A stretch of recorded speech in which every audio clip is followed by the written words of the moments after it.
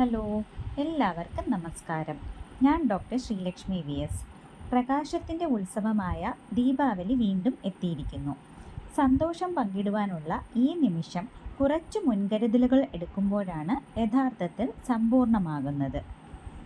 പടക്കങ്ങൾ പൊട്ടിക്കുമ്പോൾ അതീവ ജാഗ്രത ആവശ്യമാണ്.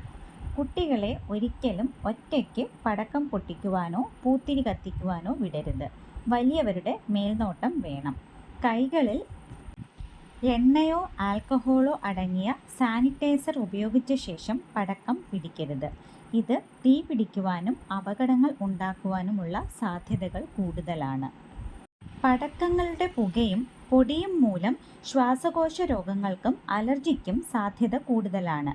അതുകൊണ്ട് ആസ്മയോ ബ്രോങ്കൈറ്റിസോ ഉള്ളവർ മാസ്ക് ധരിക്കുകയോ അല്ലെങ്കിൽ പടക്കം പൊട്ടിക്കുന്നിടത്ത് നിന്നും ദൂരെ മാറിയിരിക്കുകയോ ചെയ്യുക.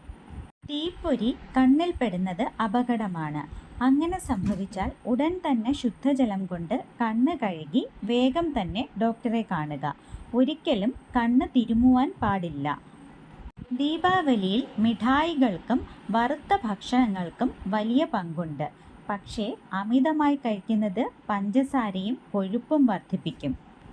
സന്തുലിതമായ ഭക്ഷണക്രമം പാലിക്കുക. പച്ചക്കറികൾ, പഴങ്ങൾ, കൂടുതൽ വെള്ളം എന്നിവ ഉൾപ്പെടുത്തുക. ഏവർക്കും ഹൃദയം നിറഞ്ഞ ദീപാവലി ആശംസകൾ.